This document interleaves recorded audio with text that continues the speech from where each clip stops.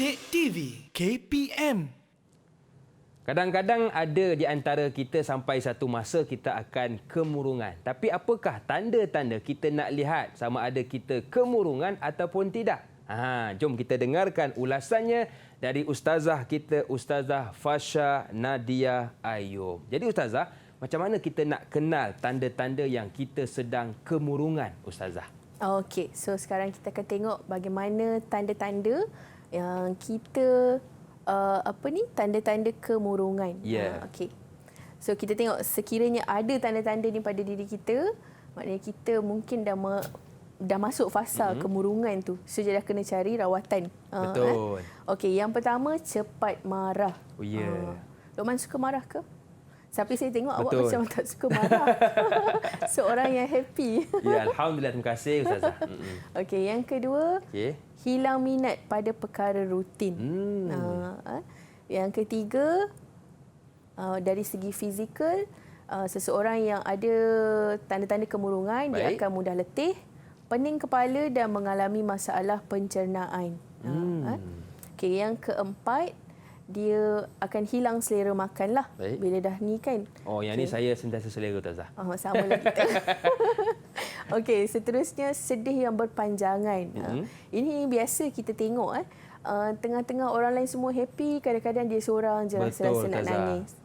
Kan? Itu adalah tanda-tanda kemurungan selain daripada yang disebutkan. Kemudian rasa bersalah, gagal dan malang pada diri sendiri. Terlalu rasa down untuk diri sendiri menunjukkan juga itu sebagai salah satu tanda kemurungan. Okey. Kemudian yang terakhir, dari segi kognitifnya, sukar untuk fokus dan membuat keputusan dan serta pelupa. Betul. Jadi mungkin ibu ayah yang ada sedang menonton sekarang ini boleh peka ustazah ya, kepada anak-anak kita yang ada tanda-tanda yang telah disebutkan oleh ustazah. Ya, betul. Mungkin tengok dulu seorang yang happy, gembira, sekarang cepat marah. Dulu selera makannya tinggi, sekarang kurang kan ustazah kan? Betul-betul. So bila kita tahu anak kita ataupun murid kita ada tanda-tanda kemurungan ini, sebagai orang dewasa kita perlu segera untuk menasihati, bertanya kan, supaya dia meluah dan menceritakan pada kita apa masalah dia sebenarnya. Okey. So bila kita dah ada tanda-tanda, pastinya kita akan ada cara ataupun kaedah untuk merawatnya. Yang saya sediakan di sini adalah sesuatu yang mungkin sebenarnya banyak lagi di luar, tetapi yang saya bawakan di sini hanya 3 sahaja.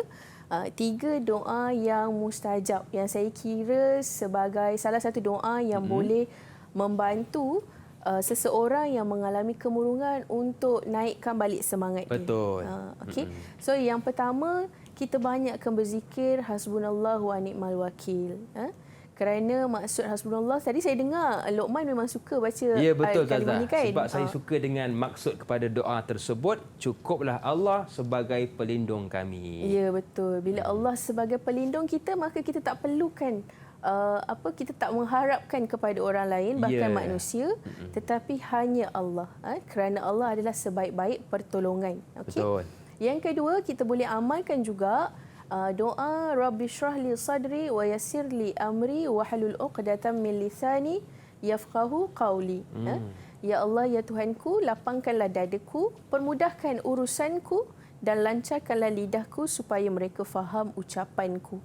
Dan bila kita baca Rabbi shrah li ni selalu dalam kehidupan kita seharian, semua kerja kita akan lebih mudah. Yang mana kita rasa terlalu susah dan stres, dia akan jadi mudah dan hilang sebegitu saja susah tu tadi. Betul. Sebab kita meletakkan kebergantungan kita kepada Allah lebih tinggi berbanding manusia. Saya teringat ustazah, doa ni kami dulu masa zaman belajar selalu baca doa ni sebelum mulakan apa pun kelas. Oh ya, betul. Rabbi shrah li sadri wa yassir li amri wahlul 'uqdatam min lisani yafqahu qawli. Ya, betul. Sama juga dengan murid-murid saya di sekolah, memang sebelum mulakan kelas kita akan baca doa ini. Cuma mungkin dari segi penghayatan, murid-murid itu mereka sekadar membaca tetapi tidak menghayatinya dengan baik. Kerana mungkin tidak memahami maksudnya. Apakah yang dimaksudkan dengan mudahkan urusan? Bila kita nak beramal dengan sesuatu doa, pastikan kita faham apakah isi doa yang kita baca. Barulah tercapai hajat kita dan terlaksana semua, terlerailah semua masalah yang kita ada. Okey. So, doa yang ketiga, cuba Luqman baca, Luqman. Yang ketiga, ya hayyu ya qayyum birahmatika astaghitsu. Wahai Tuhan yang maha hidup lagi maha berdiri dengan sendirinya, dengan rahmatmu aku memohon pertolongan. Okey Ustazah, kita pun sudah berada di penghujung rancangan. Jadi apakah rumusan untuk segmen kali ini Ustazah? Okey. Untuk segmen kali ini, setiap macam tadi saya tunjukkan tanda-tanda kemurungan. Bila ada tanda-tanda kemurungan, pastikan kita mencari penawarnya. Betul. Dengan beramal. Itu yang pertama, mestilah mendekatkan diri kepada Allah. Tidak ada jawapan, tidak ada penyelesaian yang lebih utama berbanding mendekatkan diri kepada Maha Pencipta. Sebab dia yang akan memberi ketenangan kepada diri kita. Kan? Kalau kita meninggalkan dia, maka dunia pun kita tak akan dapat. Betul. Tapi kalau kita mengutamakan Allah, maka dunia dan akhirat kita akan dapat. Okey, orang yang kejar akhirat, dunia pasti akan datang dalam kehidupannya. Baik Ustazah, bagaimana Ustazah menilai prestasi saya pada hari ini Ustazah? Agak-agak cemerlang lah. Amin. Saya tengok Luqman hari ini sangat aktif dan memang sangat cemerlang. Alhamdulillah. Terima kasih Ustazah atas anugerah dan juga ganjaran. Baik Ustazah, di manakah murid-murid kita boleh dapatkan latihan pengukuhan Ustazah? Murid-murid boleh dapatkan latihan pengukuhan di Pelantar Delima KPM. Okey, Pelantar Delima KPM. Baik. Jadi Ustazah, kita pun sudah berada di penghujung rancangan. Jadi Ustazah minta saya baca doa Ustazah ya? Ya betul, saya nak. Baik. Jadi jom sama-sama kita tutup kelas kita pada hari ini dengan sedikit doa. Bismillahirrahmanirrahim. Bismillahillazi la yadurru ma'asmihi syai'un fil ardi wala fis sama'i wa huwas sami'ul alim. Amin. Allahumma inna nastahfizuka wa nastaudi'uka adyanana wa amwalana wa ahlana wa kulla syai'in a'taitana. Rabbana atina fid dunya hasanah wa fil akhirati hasanah wa qina adzaban nar. Sallallahu ala sayyidina Muhammad wa ala alihi wa sahbihi wa baraka wa sallam. Walhamdulillahi rabbil alamin. Amin. Terima kasih kepada Ustazah kita, Ustazah Fasha Nadia Ayub dari SMKA Mahat Hamidiyah Kajang Selangor yang sudi berkongsi ilmu dengan kita pada hari ini dan juga murid-murid yang sudi menonton dari rumah. Saya, Luqman Hakim, mohon izin undur diri. Senyum nampak gigi, ada rezeki, jumpa lagi. Assalamualaikum warahmatullahi wabarakatuh. Bye-bye.